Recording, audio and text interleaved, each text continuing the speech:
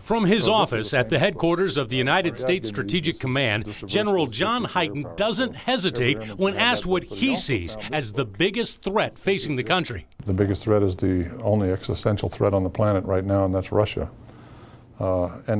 And Russia has been doing some very concerning things. Like reportedly developing and testing a cruise missile that could reach the United States. Experts say that violates an international treaty, which Russia denies. Now, Hyten says it could throw off what's known as rough parity, where both sides have about the same number of nukes. They're not concerned about your overwhelming power. You're not concerned about their overwhelming power, and therefore nuclear weapons won't be used.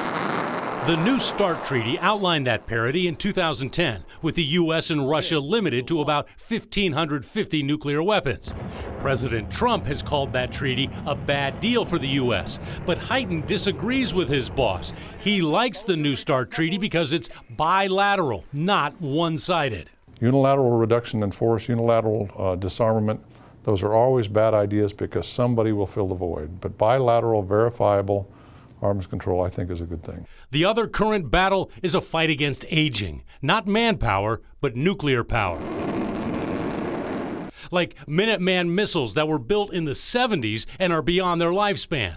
Ohio-class nuclear submarines like the USS Nebraska that in about a decade will reach a point where they can no longer effectively do their mission. And B-52 bombers that are already about 60 years old. By the time we get rid of the B-52s, they'll be almost 100 years old.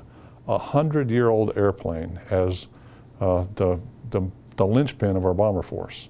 There are some modernization options already proposed, new Columbia-class submarines and new B-21 bombers. But together, they're expected to cost well into the billions of dollars. And is that too much money for taxpayers? The real question, though, is do you really not want to spend the money?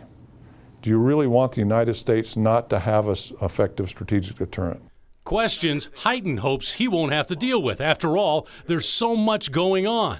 And with so many fronts to face, threats to deal with, I asked him, how can he even sleep at night? There is a lot of stuff on the table, but I tell you what, I sleep very well. He tells me it's because of the 184,000 women and men in U.S. STRATCOM around the world. I have soldiers, sailors, airmen, and Marines that are the best people in the world, the best people our country can give, and they stand the watch every night. And because they stand the watch, I can go to sleep. Reporting from U.S. STRATCOM at Offutt, I'm Rob McCartney, KETV News Watch 7.